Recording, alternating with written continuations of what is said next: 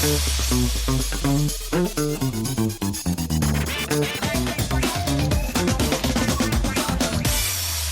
there, welcome to Most Buffalo. I'm Lauren Hall. Thanks for being with us today. October is here and the Tool Library is celebrating Circular October. It is a month-long series of free events focused on repair, reuse, and reducing waste and community as well.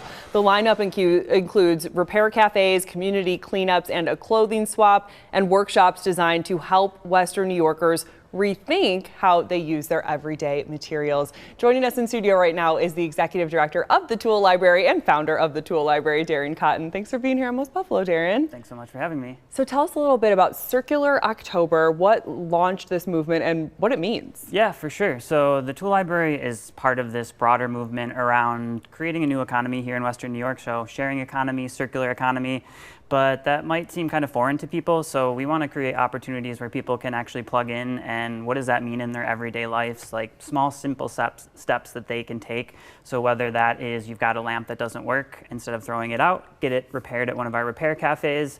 I'm actually wearing a couple examples of what can happen at a repair cafe. So one of my favorite shirts, ripped, I got patches. So again, just these small, simple steps that we can take in our own communities to reduce waste, keep things out of the landfill, and keep them in circulation as long as possible.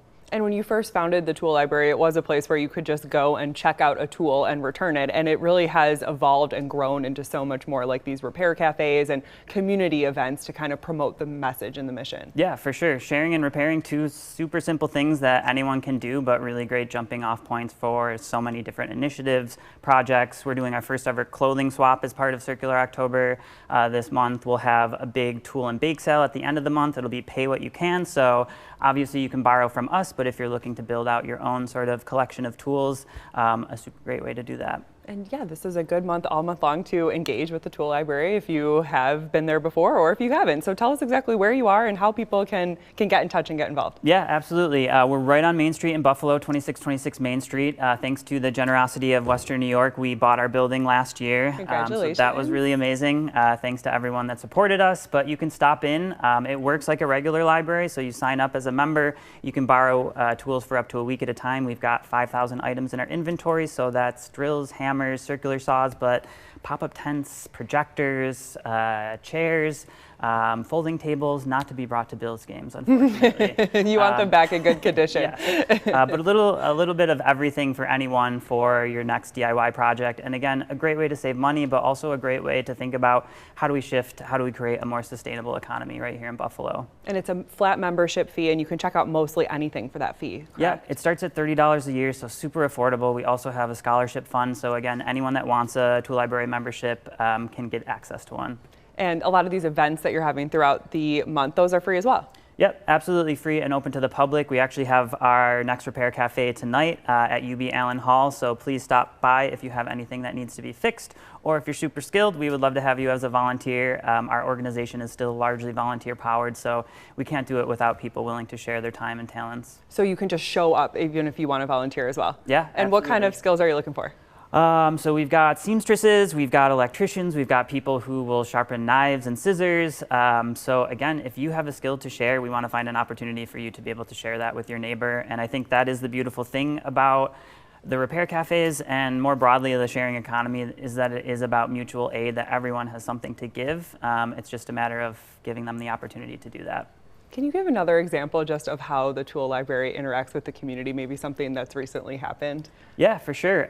So one of our members is the Ralph Wilson Parks Conservancy. They did a big design build day for a new playground as part of the new park on the waterfront, and they borrowed about 150 tools from us that they were able to then put to work on building this playground with Kaboom. So again, it's drills, hammers, wheelbarrows, things that they would have had to either go out and purchase or rent. And we provide an opportunity for organizations, individuals to come borrow those items, use them on their project, bring them back. So again, thinking about the thousands of dollars that they saved just on tools alone, and kind of the ripple effect that can have just for organizations, knowing how tight funding is, and just knowing how many different struggles that we're all sort of facing right now, sharing and repairing, just two simple things where we can kind of help each other out and look out for one another. And so many ways to do that, both big and small. So Darren, where can people go for all the event details about what's happening this month for Circular October? Yeah, they can visit us right online, thetoolllibrary.org/circular. You'll find the entire lineup of events, and you can also sign up as a Tool Library member right online as well. Thank you so much. Thanks for being here. Thanks for having us. And it's time now to go out to eat. Today we are continuing to celebrate Hispanic Heritage Month and exploring a new pop-up catering business in Buffalo, Half Luna Empanadas. On the west side of Buffalo, Stephanie Rivera is rolling out a dream. My name is Stephanie Rivera, and I am the owner of Half Luna Empanadas. She's been making them since she was a teenager. I learned how to make empanadas from my father. He was the cook in our house. You can fill an empanada or that wheat flour dough with almost anything, and then close it up, and then you have a delicious snack or meal. What started as a treat she'd make for friends and family has now grown into a full-time catering business. I started taking empanadas to family and friend gatherings where people would ask me where I bought them from and where they can get them. And oftentimes I was met with like, can you make me some? Because I was making them at home. Now Stephanie makes hundreds of empanadas a week out of the Massachusetts Avenue Project Commissary Kitchen, a few blocks away from where she grew up. They're already on the shelves at the Lexington Co-op, and soon you'll be able to order them from delivery apps. Currently it's catering. We do have our product in the Lexington Co-op. Right now at both locations, we have our three most popular flavors, which is beef and cheese, chicken and cheese, and a refried bean, which is a vegan option. It's made a Belizean style refried bean. Starting at the end of October, we're gonna be offering DoorDash and Uber Eats right out of the Mass Ave project. You can also try Half Luna Empanadas at the Massachusetts Avenue Project Raising the Roots fundraiser this Saturday from 12 to 4 p.m. I'll be serving a buffalo chicken wing dip empanada. So I said before, I make unconventional fillings for empanadas. So this is a really delicious buffalo chicken wing right before the Buffalo Bills whiteout game on Sunday. So I saw it to be fitting. So yeah, please come and try and support a great cause and come and experience our empanadas. Meteorologist Jennifer Stanonis now. They were so good. And yeah, her business is kind of like just starting to take off. The easiest way to try them today is at the Lexington Co-op, both locations. You can pick them up and take them out. But yeah, she does catering events, pop-up events, and she's hoping to serve them in the Bills Stadium someday, the new Bills Stadium. Wow. So I think that buffalo chicken one might be her ticket in. Yeah, because I don't know many places you can get the like really authentic empanadas. No, authentic, and they're nice like street food. You know, you can grab and go, and perfect for a game or a tailgate. I'm sure lots of different fillings too. Yeah, and she even takes requests for fillings for catering clients. So Half Luna Empanadas. Okay, awesome. Yes. Yum. Oktoberfest, we've been talking a lot about that. It's officially underway at Buffalo's Hofbrauhaus. The celebration has actually been running since September, but now that October is here, the festivities are kicking into high gear. So every weekend features Bavarian dinner shows, live German music, and even bingo. There will also be a barrel tapping this weekend with the Bills Mafia Babes. That will help raise money for the Punt Pediatric Cancer Collaborative. We're always looking to give back. Tomorrow we are supporting the Punt Association. We have the Bills Mafia Babes here with the ultimate Mafia Babe, Miss Mama J. She'll be tapping the barrel for everyone to drink our fest beer. Stop there. Hofbrauhaus Buffalo is also preparing for its annual European-style Chris Kindle Market. I think I got that right, later this year. All right, John, we're kind of sharing a microphone here. Yeah, sure, of course. Well, so funding is coming as we continue on here with the next story. Funding is coming to career and technical education programs in Western New York. Assemblyman Bill Conrad says this year's state budget sets aside $60 million to raise the salary cap for BOCES instructors. Now, the budget also expands eligibility to ninth graders, giving students an earlier chance to explore skill-based courses in fields like healthcare, manufacturing, and emergency services. At Erie One BOCES alone, enrollments in our programs have grown by 34% over the last 5 years. Now, with 2,500 students accessing high-quality career and technical education here at Erie One. These programs range from health careers to aviation technology to cosmetology and to emergency services. They do more than teach skills. They spark passions, create pathways to well-paying jobs, and help students see a future for themselves.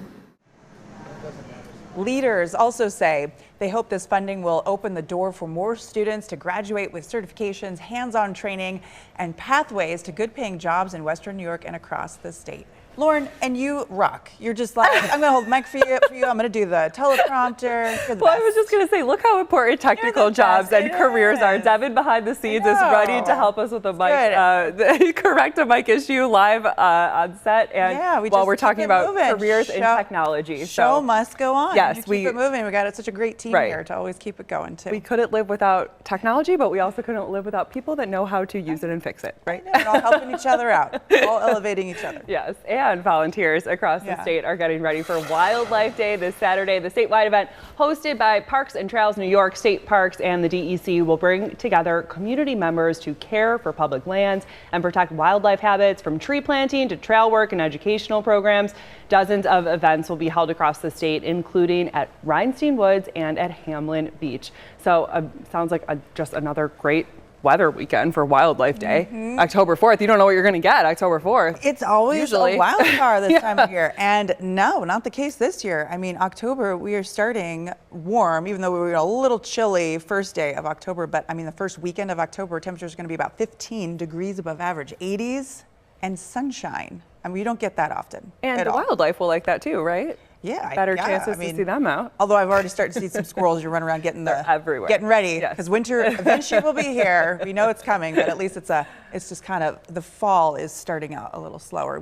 That's fine. October is starting out still summer-like. Yes, and that's perfect for Wildlife Day. We have more to come here on Most Buffalo when we come back after this.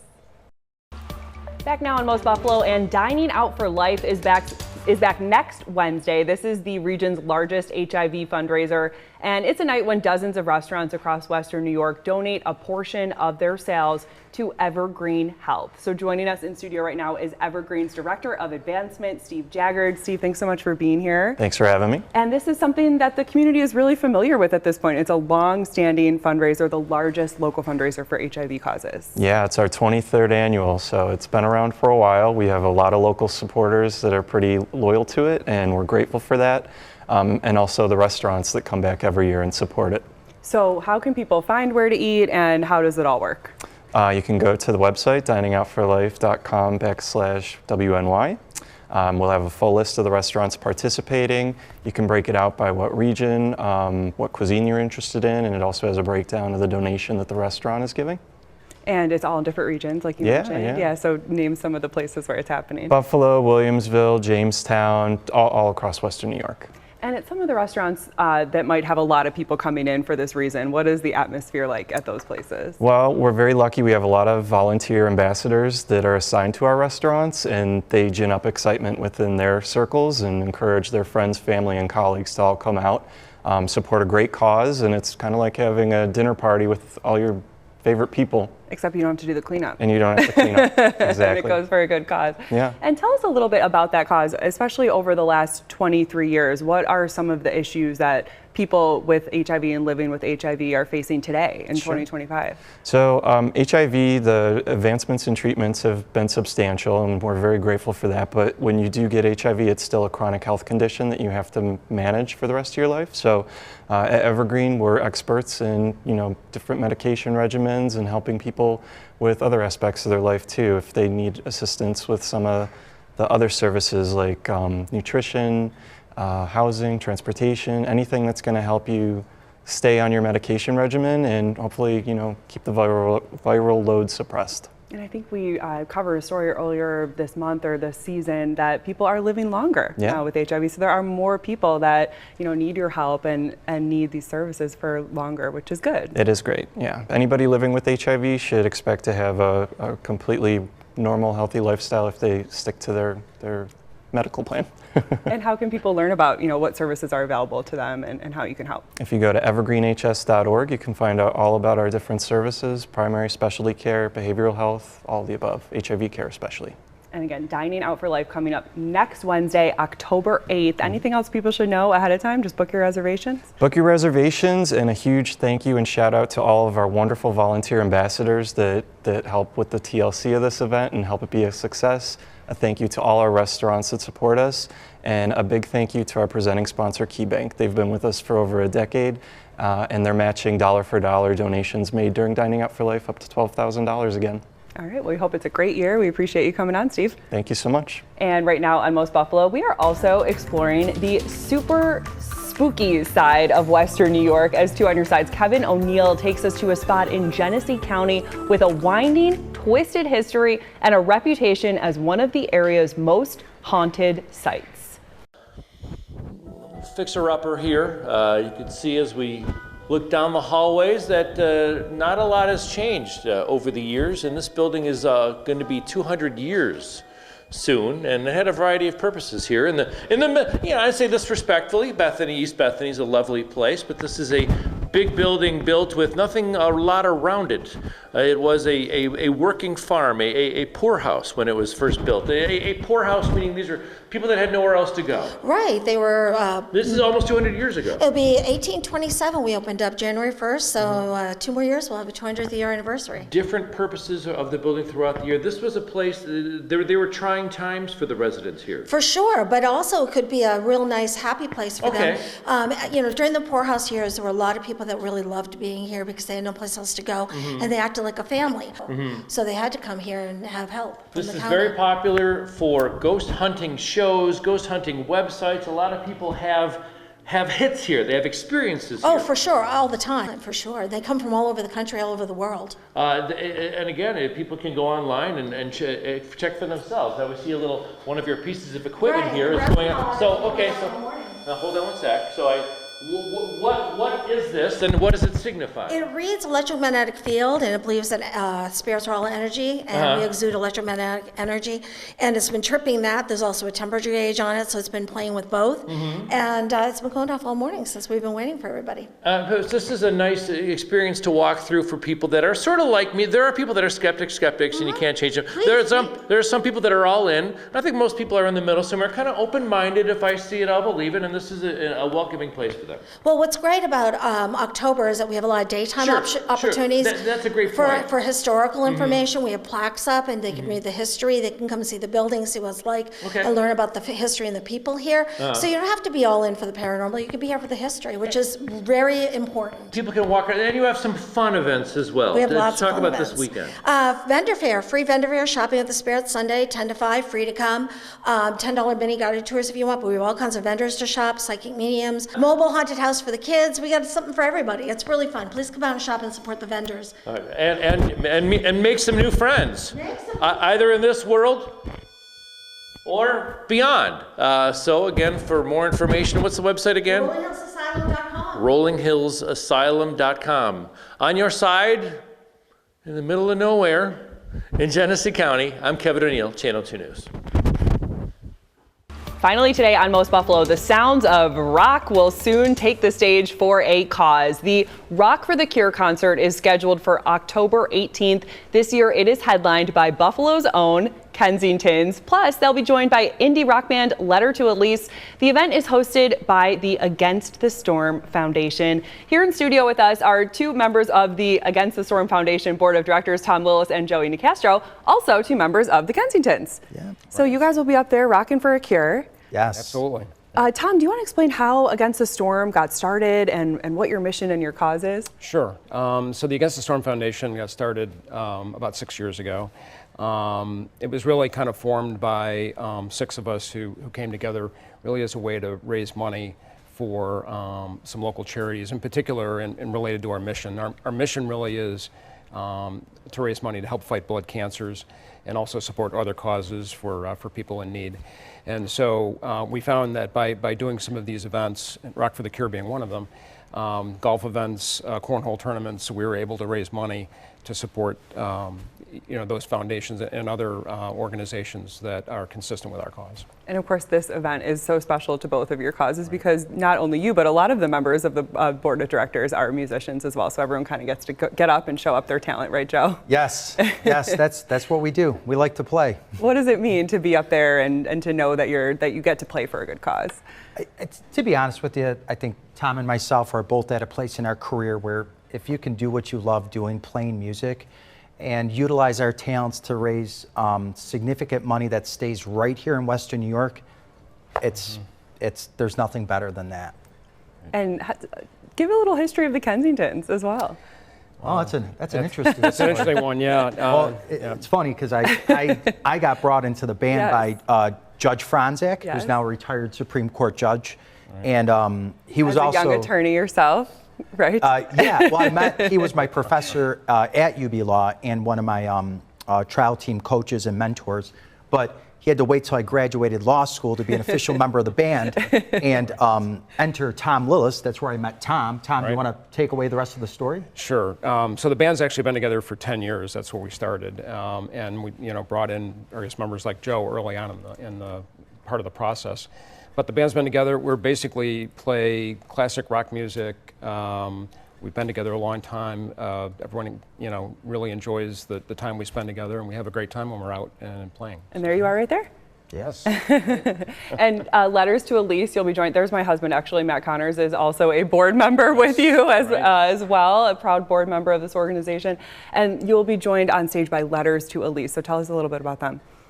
So Letter to Elise is relatively new indie rock band, super powerful, a lot of energy. They're going to do a great performance with us on October 18th. Actually, my nephew, Chris Lillis, is the keyboard player for the band, so kind of keeping it in the family. So looking forward to performing with them. And it's at a new venue this year, a first-time venue for this event. Yes. The Kaz is an unbelievable space. It used to be an old bank. I believe the Snyder family renovated it. They invested a lot of money, and it's a state-of-the-art music venue. It's definitely something to see.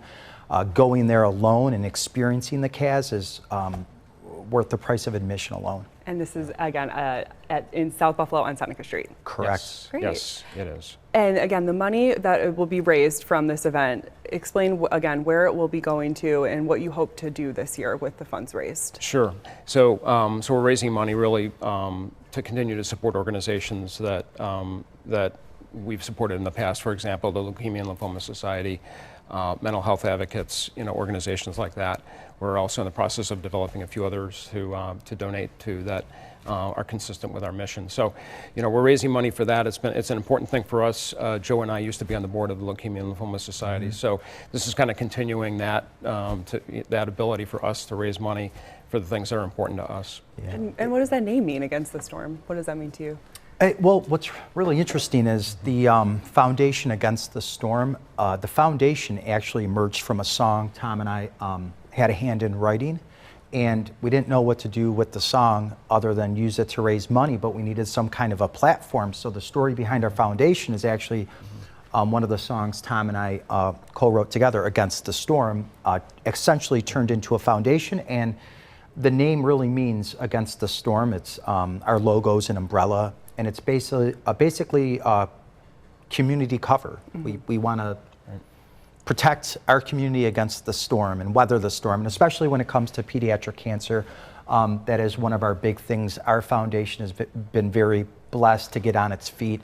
A substantial amount of money that we raise every year goes directly to a local pediatric cancer traveling fund. As everyone knows, one of the worst things any family can go through is something involving pediatric cancer. And there's a lot of issues when you're getting cancer treatment, especially with medical bills. Things just get very expensive, and the insurance companies often don't cover a lot of it.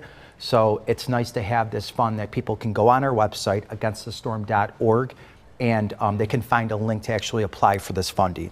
And that's also, they can buy tickets. Buy tickets, correct. To Rock the Cure. Buy tickets on our website or on the Kaz's website as well, which is thekazbuffalo.com. So, and what time do doors open? What time does music get started? Doors open at 6. The venue has food and drinks, and the performance starts at 7:30. All right, again, coming up October 18th. Tom and Joe, thank you so much for being here. Thanks, Break a leg with Thank the you. performance Thank that you. night. We Thank you very appreciate much. your time so much. And finally today, more than 1,200 students from 32 Western New York school districts got a hands-on look at their futures this week. This was the Glow with Your Hands event at the Genesee County Fairgrounds, brought together more than 75 local businesses. Students explored careers in manufacturing, agriculture, food production, and the skilled trades, even trying out equipment and talking directly with employers. And that'll do it for Most Buffalo today. We thank you so much for joining us, and we'll see you back here for another live show at 2:30 on Monday afternoon, but you can always catch up on demand right here on WGRZ+. Download on your TV, watch for free. Have a great day. Thanks for joining us.